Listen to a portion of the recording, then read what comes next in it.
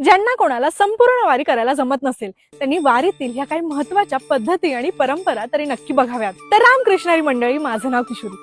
चला तर बघूयात ह्या वर्षी ह्या काही महत्वाच्या पद्धती कोणत्या टप्प्याला आणि किती तारखेला आहेत। माऊलींच्या पालखी सोहळ्यात 19 जूनला आहे सगळ्यात महत्वाची आणि पहिली परंपरा, ते म्हणजे माऊलींचा पालखी प्रस्थान सोहळा, जेव्हा माऊली आपला पंढरपूरचा प्रवास सुरू करतात। दुसऱ्या दिवशी म्हणजेच 20 जूनला आळंदी ते पुणे ह्या टप्प्यादरम्यान दिवसाच्या शेवटी माऊलींचं आणि तुकाराम महाराजांचं दगडूशेठ हलवाई मंदिराजवळचं स्वागत खरंच बघण्यासारखं असतं। यानंतर 22 तारखेला असणार आहे पुणे ते सासवड हा टप्पा, जेव्हा तुम्हाला दिवे घाटातील पालखीचं अविस्मरणीय दृश्य बघायला भेटेल। 24 जून हाच तो सासवड ते जेजुरीचा टप्पा, जेव्हा पंढरीची वारी मल्हारीच्या दारी पोहोचते। 26 जून म्हणजेच वाल्हे ते लोणंद या टप्प्यादरम्यान दुपारच्या 20व्यानंतर तुम्हाला बघायला भेटू शकते माऊलींची नीरा नदी स्नान। आणि जर पहिलं उभं रिंगण बघायचं असेल तर 27 जूनला तरडगावला नक्की पोहोचा। आणि ह्या टप्प्यानंतर तुम्हाला दररोजच गोल रिंगणाचा आनंद घेता येईल। माळशिरस ते वेळापूर म्हणजेच 2 जुलैचा अर्धा टप्पा गाठल्यानंतर तुम्हाला बघायला भेटू शकते माझी सगळ्यात जास्त आवडती परंपरा